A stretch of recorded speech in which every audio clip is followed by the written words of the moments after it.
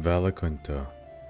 Account of the Valar and Maiar according to the lore of the Eldar.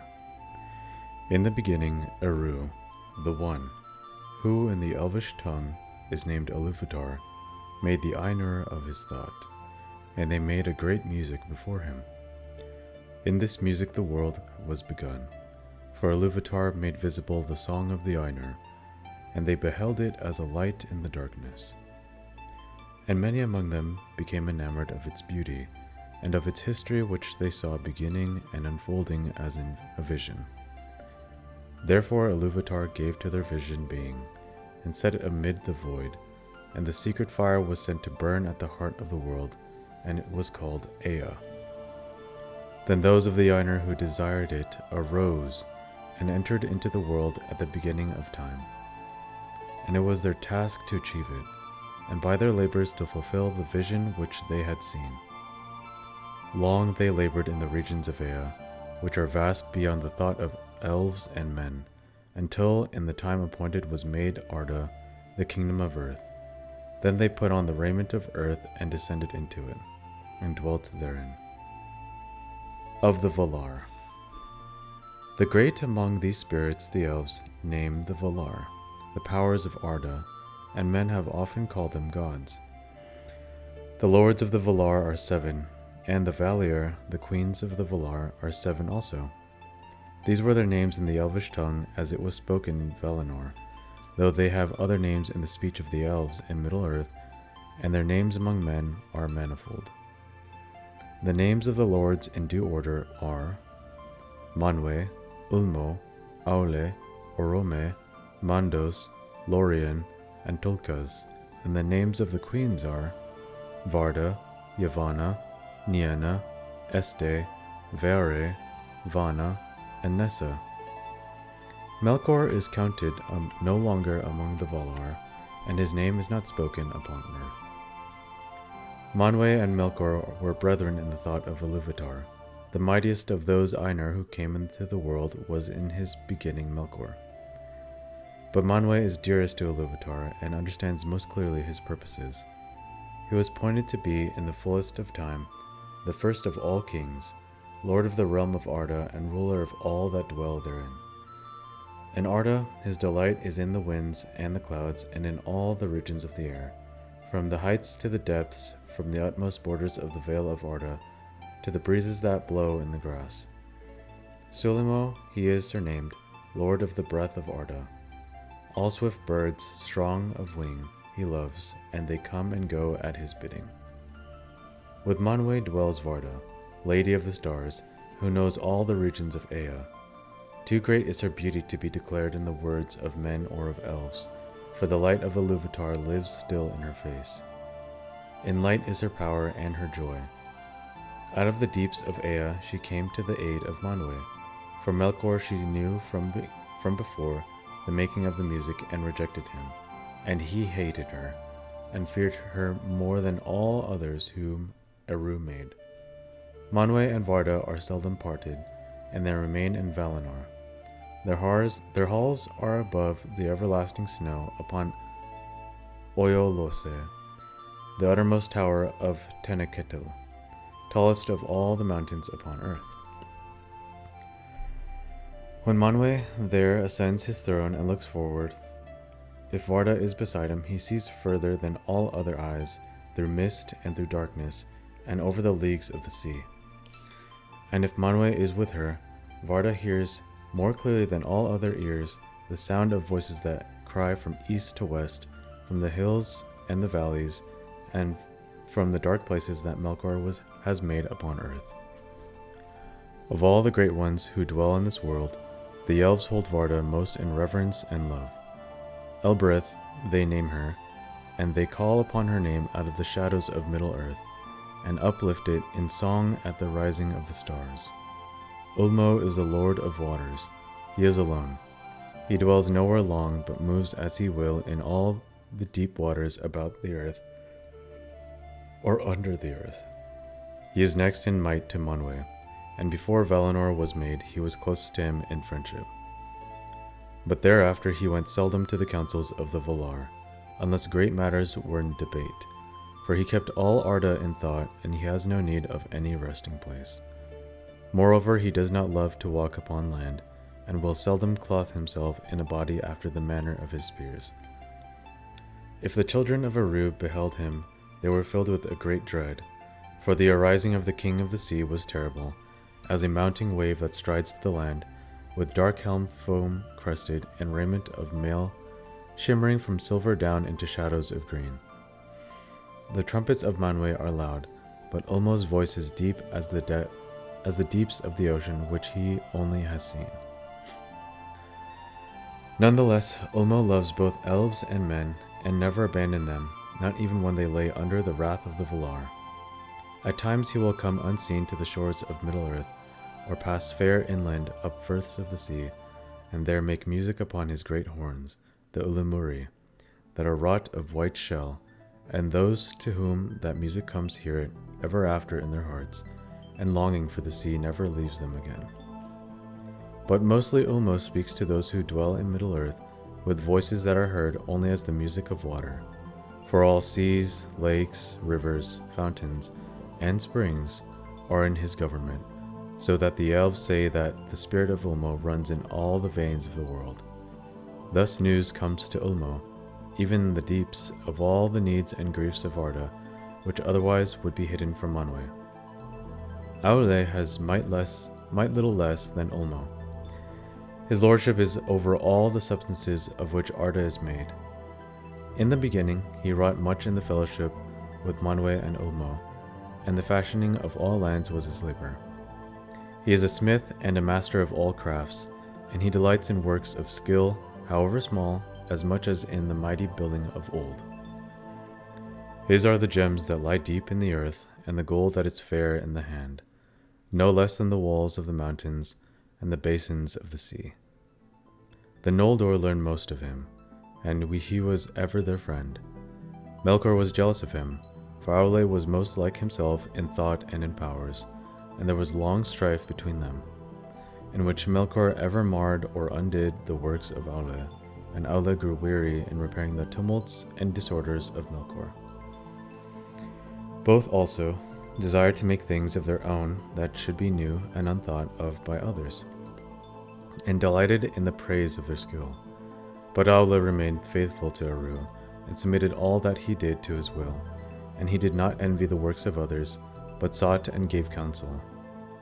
Whereas Melkor spent his spirit in envy and hate, until at last he could make nothing save in mockery of the thought of others, and all their works he destroyed if he could. The spouse of Aule is Yavanna, the giver of fruits.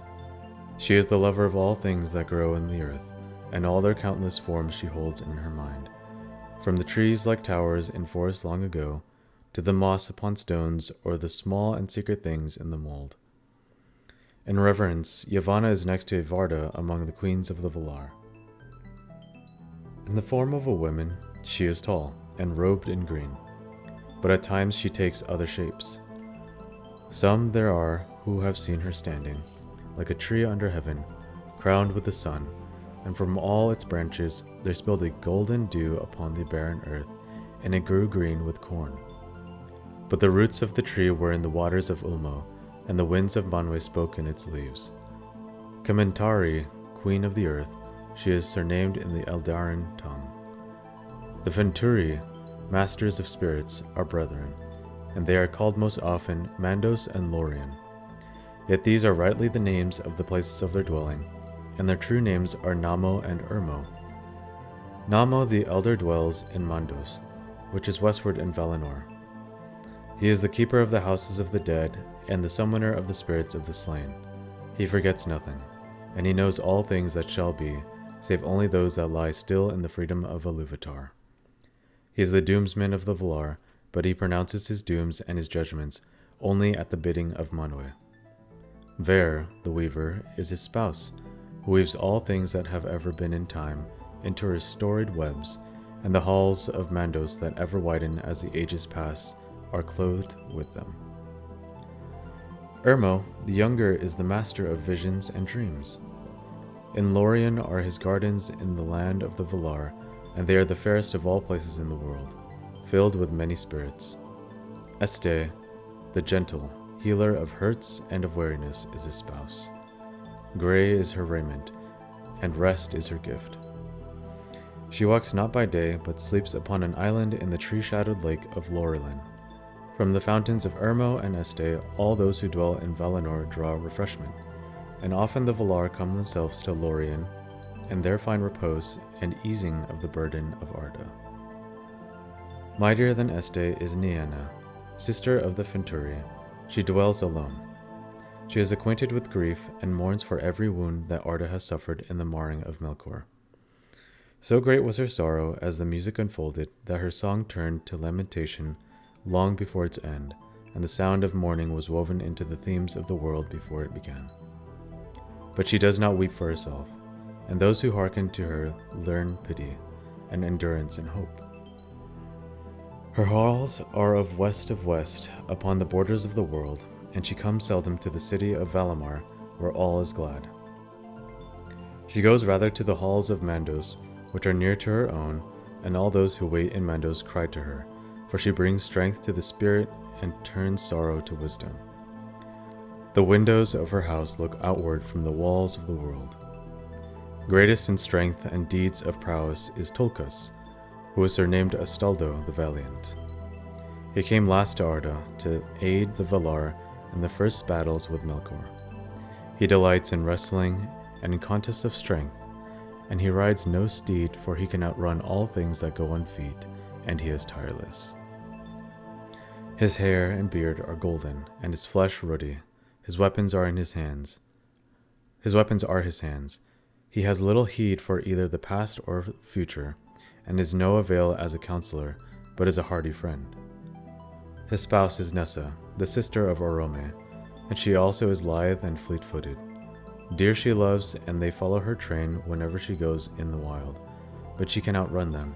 Swift as an arrow with the wind in her hair, in dancing she delights, and she dances in Valamar on lawns of never-fading green. Orome is a mighty lord.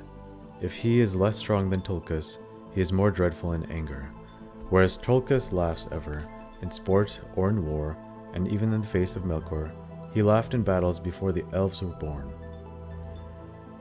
Orome loved the lands of Middle-earth, and he left them unwillingly and came last to Valinor, and often of old he passed back east over the mountains and returned with his host to the hills and the plains. He is a hunter of monsters and fell beasts.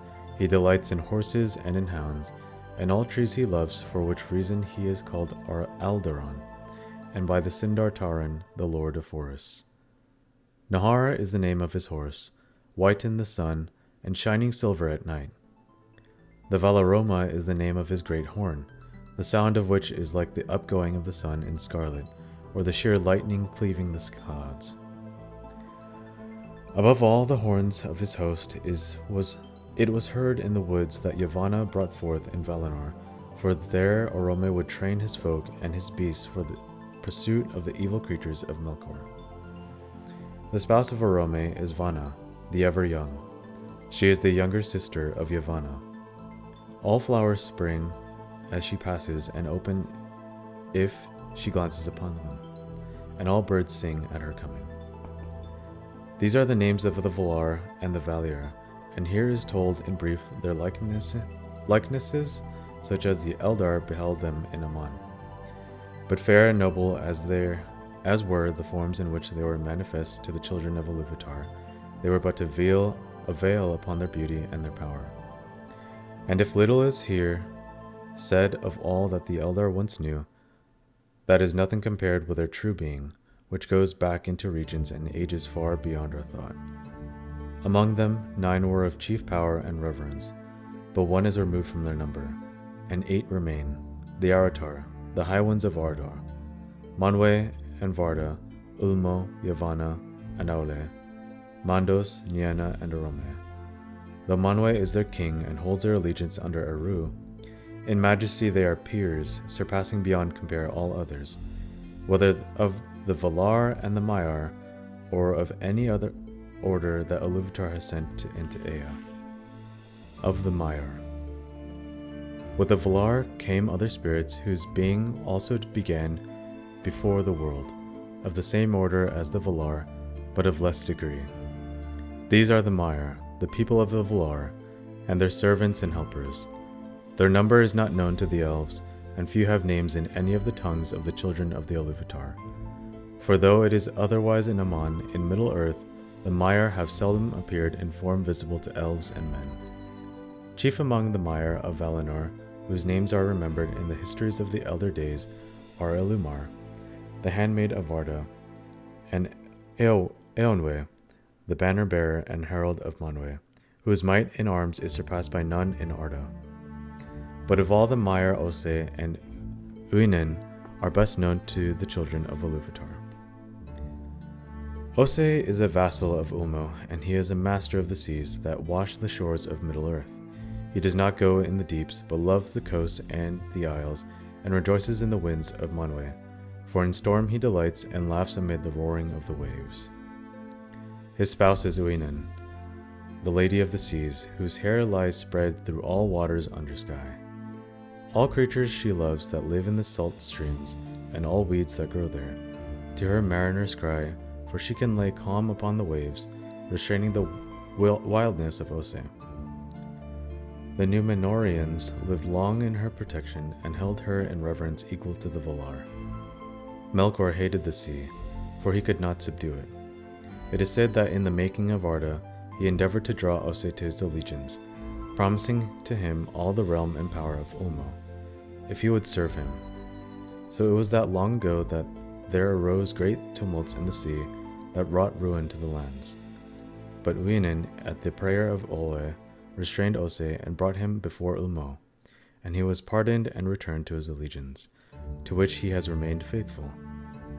For the most part, for the delight in violence has never wholly departed from him, and at times he will rage in his willfulness without any command from Ulmo his lord.